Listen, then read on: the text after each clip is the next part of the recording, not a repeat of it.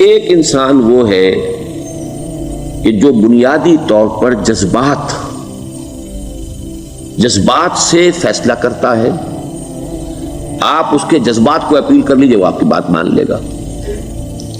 ایک آدمی وہ ہے کہ جو پہلے بات کو سمجھنا چاہتا ہے کہ میری عقل بھی اس بات کو تسلیم کرتی ہے کہ نہیں. بس یہ ڈسٹنکشن ہے. جو شخص چاہتا ہے کہ پہلے سمجھوں پھر مانوں، وہ انٹلیکچوئل ہے، چاہے ان پڑھ ہو. An absolutely illiterate person can be an intellectual and a PhD can be a جذباتی آدمی. PhD ہونے سے کیا ہوتا ہے؟ ایموشنل ہو سکتا ہوں. PhD تو اس نے کی ہے کیمسٹری میں کی ہے، کسی اور میں کی ہے، بہت دیر تک بیٹھا رہا ہے بیچارہ اور وہ بہت سے اسٹیٹسٹکس جمع کی ہیں، ڈیٹا فراہم کیا، اس کے اوپر کوئی ایک پیپر لکھ دیا، PhD ہو گئی. ضروری نہیں کہ PhD اس کے اندر کامن سینس بھی ہو. کامن سینس بہت بڑی ریئر سینس ہوتی ہے. It's called common sense but rarely found. اسی طریقے سمجھ لیجئے الٹریٹ شخص بھی، لیکن یہ کہ اگر اس کا مزاج ایسا ہے، اس کی ایک شخصیت ہے کہ وہ پہلے بات کہتا ہے، بلکہ بات پہلے مجھے سمجھاؤ. وہ انٹلیکٹ سے یو کین اپروچ ہم تھرو ہز انٹلیکٹ. یو میں سے اس کے جذباتی اسٹرکچر، اس کا ہارٹ، اس کے اور آپ کے درمیان اس کا انٹلیکٹ حائل ہے. You have to go through it. You can't reach his heart except through his intellect. ایک آدمی وہ ہوتا ہے جس کا یہاں کچھ ہے نہیں، کوئی نظریہ نہیں، کوئی خیال نہیں، نہ وہ عقل سے کوئی زیادہ سوچتا ہے، نہ کوئی. آپ نے اس کے اچھی بات کہی، اس کے دل میں اتر گئی. از دل خیزت بر دل ریزت. خلوص کے ساتھ آپ نے ایک بات کہی، بات اچھی تھی، اس کی فطرت نیک تھی، اس نیک بات جا کے اپیل کر گئی. And he starts going with you. میں نے تبلیغی جماعت کا اور ان تحریکوں کا جہاں تقابل کیا ہے کہ تبلیغی جماعت کی جو اپیل ہے ایموشنل ہے، انٹلیکچوئل نہیں ہے. وہ ایموشنلی اپروچ کرتے ہیں، اور جو ایموشنل پیپل ہیں وہ فوراً ریسپونڈ کرتے ہیں، پھر انہیں وہاں سے وہ اچک لیتے ہیں. نکلو اب اس ماحول سے. 3 دن کے لیے آؤ، 40 دن کے لیے آؤ، 4 مہینے کے لیے آؤ، جو بھی آؤ، 3 چلے لگاؤ، تاکہ ایک نئے ماحول میں لا کر ان کی جو ہے وہ ایک خاص قسم کی وہ ذہنی اور ان کی ایک مزاج کی ساخت بنا دی جائے. تو یہ طریقہ بہت صحیح ہے. It's very perfect. ان کی میتھڈالوجی میں کوئی لوپ ہول نہیں ہے، یہ میں آپ کو بتا دیتا ہوں. اس لیے کہ آج اس کے شخص کے دل میں ایک اچھا جذبہ ابھرا ہے اور وہ کل ہو سکتا ہے نہ رہے. یو کیش ابھی کیش دو، نقد دو، نکالو بھائی، وقت نکالو، نقد. اور ان کا بڑا پیارا جملہ ہے، گھر گئے تو گر گئے. بڑا پیارا جملہ، گھر گئے تو گر گئے. یعنی یہی وعدہ تو کر لو نا کہ بھائی ارادے تو کر لو. بڑا پیارا انداز ہے یہ.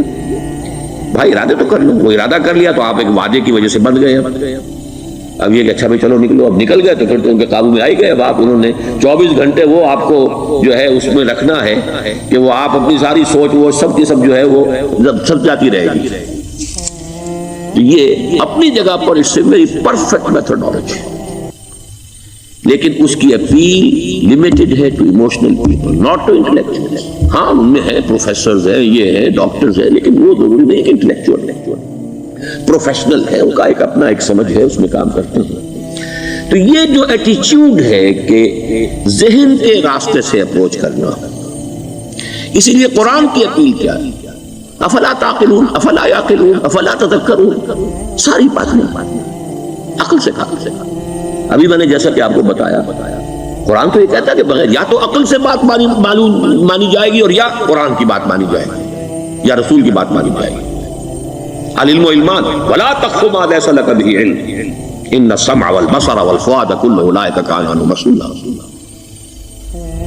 کسی ایسی چیز کی پیروی نہ کرو جس کے لیے تمہارے پاس علم نہیں. علم دو ہے، یا آپ کو اپنے حواس کے ذریعے سے علم حاصل ہوا ہے، عقل سے حاصل ہوا ہے، اور یا پھر یہ کہ وہی سے حاصل ہوا ہے.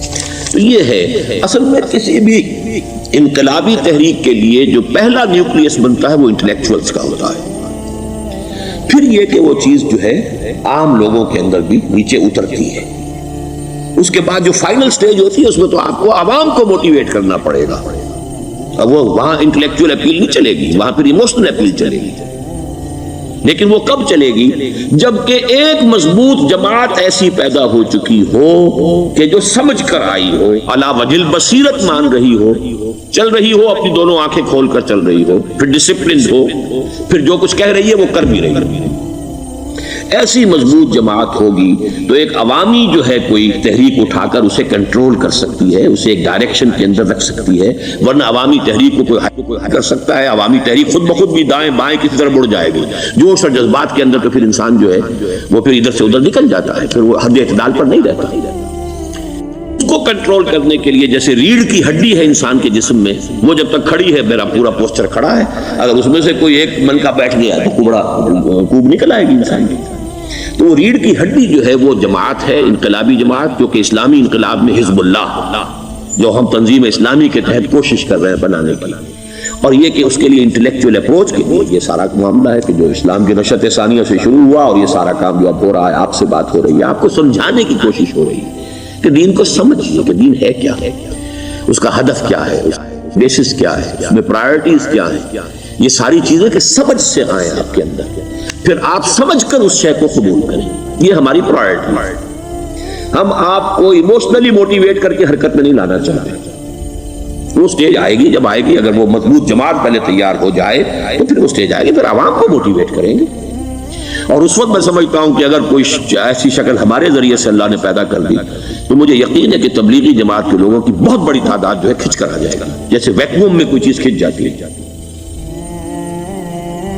لیکن جبکہ انہیں معلوم ہو جائے کہ ہاں دین ہے واقعتاً، یہ کوئی اقتدار کی جنگ نہیں ہے، یہ کوئی اور مسئلہ نہیں ہے، کوئی اس میں شک و شبے سے بالا تر بات نہیں ہے، خالص دین کا مسئلہ ہے، اور اس کے اوپر کوئی تحریک شروع ہوئی تو پھر وہ نکل آئیں گے بلائیں۔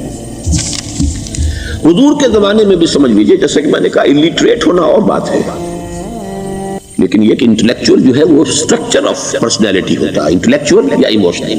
یہاں پر ایک جملہ نوٹ کر لیجئے اگر آپ کے علم میں نہ ہو، جبران، خلیل جبران جو ہے یہ ایک عیسائی مصنف تھا، عرب لبنان کا، لیکن بہت بڑا ادیب تھا۔ تو اس کا ایک جملہ ہے، عقل سے روشنی حاصل کرو لیکن جذبے کے تحت حرکت کرو۔ یعنی عقل سے روشنی حاصل کرو، جانا کدھر ہے، منزل کیا ہے، ہدف کیا ہے، یہ عقل سے طے کرو، یہ جذبات میں طے نہ کرو، یہ تو غلط ہو جائے گا، ڈائریکشن غلط ہو جائے گا۔ لیکن جب طے کر لیا، عقل سے پہچان لیا، دس از دی آئیڈیل، دس از دی گول، یہ میرا مقصود ہے، اب عقل کو ذرا ایک طرف رکھ دو۔ اگر عقل کو رکھے رکھا یہ چلنے ہی نہیں دے گی، یہ کہے گی کہ ذرا سوچو تو صحیح، بیوی بچے ہیں، یہ ہے، گھر بار ہے، یہ عقل تو پھر یہ سکھائے گی۔ عقل کے معنی باندھنے کے ہیں، یہ معلوم ہے آپ کو، عقل کے معنی باندھنا۔ اقال جو یہ عرب لوگ اپنے سر کے اوپر یہ لگتے ہیں، اقال، یہ کیا تھا اصل میں؟ یہ عرب بدو جب ہوتا تھا، بدو وہ اپنے سر پر ایک رسی باندھ لیتا تھا کہ جہاں کہیں وہ اونٹ سے اترے گا وہ رسی اپنے سر پر سے کھولے گا اور اونٹ کا گھٹنا اس سے باندھ دے گا۔ ایک گھٹنا باندھ دیتا تھا تاکہ اب یہ اونٹ دوڑنے کے قابل نہیں رہا، تین پاؤں سے اچک اچک کر، ادھر سے کوئی کیکر کا درخت ہے کچھ کھا لے گا، کہیں اور چلا جائے گا، دوڑ تو نہیں سکتا۔ اس رسی کو وہ اقال کہتے تھے۔ اب جب اس نے پھر چلنا ہے، سفر شروع کرنا ہے، وہ رسی اونٹ کے گھٹنے پر سے کھولی اور اپنے سر پر باندھ لی، یہ اقال تھا، جو اب یہ سنہری اقال باندھے پھرتے ہیں بادشاہ لوگ۔ That is the basis of their اقال۔ اسی لیے حدیث آتی ہے کہ ایک بدو، ایک عرب باہر سے آئے، اونٹنی کو انہوں نے بغیر باندھے، وہ مسجد نبوی سے باہر حضور نے دیکھا کہ وہ اونٹنی کو انہوں نے باندھا نہیں، اس کا گھٹنا، اور وہ چلے آئے۔ انہوں نے پوچھا کہ تم نے اونٹنی کا گھٹنا کیوں نہیں باندھا؟ انہوں نے عرض کیا کہ میں نے اللہ پر توکل کیا۔ تو حضور نے فرمایا یہ غلط ہے، اعقلھا ثم توکل، پہلے اس کو باندھ دو پھر توکل کرو۔ اسباب اور وسائل و ذرائع کا استعمال ہی تم پر لازم ہے، لیکن توکل اس پر نہ کرو، توکل اللہ پر۔ یہ ہے بیسک جو یعنی بیلنسڈ ہے کہ آپ ایسے بالکل اسباب سے مستغنی ہو جائیں تب بھی غلط بات ہے۔ آپ you do whatever you can do، لیکن یہ کہ اس کے بعد یہ نہ سمجھو کہ میرے اس کرنے سے کچھ ہو جائے گا، یا میرے وسائل اور ذرائع سے کوئی نتائج نکل آئیں گے، نتیجہ اللہ کے حق ہے۔ تو اعقلھا ثم توکل، یہ اعقل عقل کے معنی باندھنا، پہلے باندھو اس کو۔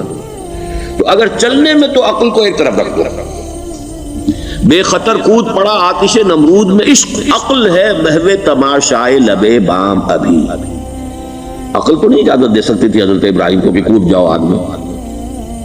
عقل تو یہی کہتی نا کہ بابا جان خامخواہ دینی ہے، اگر تم اپنے آپ کو بچا لو گے اس وقت کوئی ہیلا کر لو، کوئی تھوڑا سا نمرود کی خوشامد کر لو، چھوڑ دے تو پھر اس کے بعد توحید کی دعوت دینا.